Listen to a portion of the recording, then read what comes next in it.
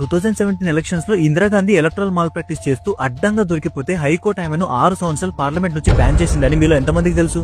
అది కూడా అప్పుడు తన నార్మల్ మెంబర్ కాదు, మన ఇండియాకు ప్రైమ్ మినిస్టర్. డీటెయిల్ గా చెప్తా వినండి. 1971 ఫిఫ్త్ లోక్సభ జనరల్ ఎలక్షన్స్ లో యూపీలోని రాయ్బరేలీ కాన్స్టిట్యున్సీ నుంచి ఇందిరాగాంధీ పోటీ చేసి 1,00,000 మెజారిటీతో గెలిచింది. అపోజిషన్ లీడర్ అయిన రాజ్ నారాయణ్ కు తేడా కొట్టి అలహాబాద్ హైకోర్టులో ఎలక్షన్ పిటిషన్ ఫైల్ చేశాడు.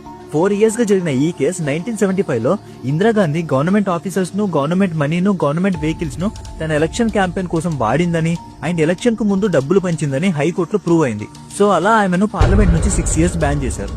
ఇప్పుడు ఇందిరాగాంధీ ప్లేస్ లో మనం ఉంటే ఏం చేస్తాం? ఒక పీఎం గా నేనే తప్పు చేశా, దేశ ప్రజల ముందు ఎలా తలెత్తుకోవాలని గిల్టీ ఫీల్ అవుతాం. కానీ ఇందిరాగాంధీ ఏం చేసిందో తెలుసా? ఇండియాలో నేషనల్ ఎమర్జెన్సీ డిక్లేర్ చేసింది.